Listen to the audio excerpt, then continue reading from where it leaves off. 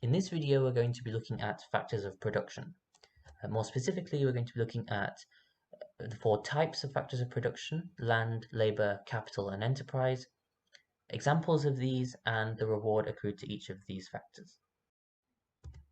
In order to produce goods and services, such as the computer, the tablet, the phone, in front of you, we need inputs, we need resources. So, for example, the gold used in motherboards, or all the different computer parts, or even the factory to assemble them. And in economics, we can organize all these different types of inputs, all these different economic resources into four types called factors of production. And these are namely land, labor, capital, and enterprise. We'll be going through each of these in turn now. So firstly, land. So land can be defined as natural resources in an economy. So going back to computers, this would include all the raw materials extracted from the ground used to make them, such as iron or copper. It also includes a wide variety of other resources such as fish, timber, farmland, minerals, etc. Labor is defined as the quality and quantity of human resources. So it could mean workers in car assembly factories, or construction workers, or customer service agents. Anywhere where there are humans involved in the production process, there's labor at play. Capital can be defined as man-made aids to production.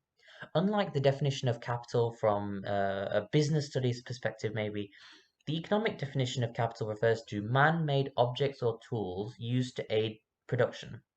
So, for example, robots involved in car assembly plants, power tools used by workers, or even buildings used as office space count as capital, as they were all manufactured to help facilitate production. Enterprise has a slightly longer definition. You don't have to remember this, but it's the willingness of an entrepreneur to take risks and allocate factors of production to organize the production process. So this is arguably the most important factor of production because just with the first three factors of production, you can't really produce anything. We need people to think of business ideas and allocate the other three factor inputs to make these ideas a reality. Only then can the factor inputs be used to actually produce goods and services. Enterprise doesn't strictly mean creating new businesses. It also includes cases where existing companies think of new innovative business ideas to create new product lines, for example. Think of Walkers creating a new flavor of crisps, or Apple developing the new iPhone. This diagram to me explains entrepreneurship or enterprise really well because it's all about taking delusions or dreams, ideas, and putting that process together to make them a reality. So now we're going to look at the rewards accrued to different factors of production. So we've seen in previous slides that factors of production are crucial to facilitate production.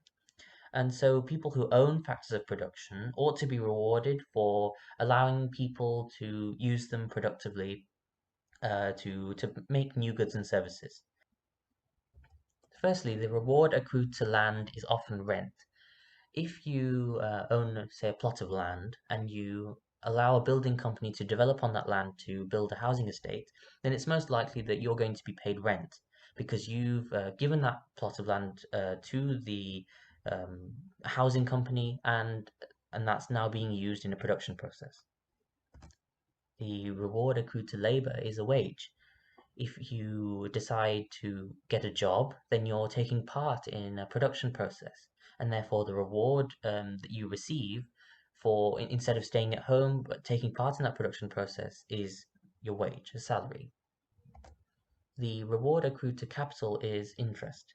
So this is a little bit more complicated, but let's say that you own a generic factory, and to produce goods in that factory, you need one machine. And that machine to buy and install costs £500. Now, as you run this machine and you start producing goods and services, you realize that that machine is outputting £100 worth of goods per year. In other words, the reward that the capital is given to you for using that capital in the production process is £100 a year. Now, interest is normally calculated or shown as a percentage. So in this example, the return on the capital that you invested in is £100. And if we divide that by the initial investment, £500, and times it by 100, then we see that in our fictitious case, interest on the capital was 20%. In other words, you're gaining 20% interest on that initial capital investment every year. And the reward accrued to enterprise is profit. So by an entrepreneur taking a business idea and putting it into practice, then the reward that they're getting from that, the reason why they do that, is because there's profit, there's money to be made out of it. So here's a news article that features factors of production. Can the world's biggest factory ever be fully green? If you want to reinforce your knowledge of this topic, try and answer these questions and the extension. Thank you very much for listening.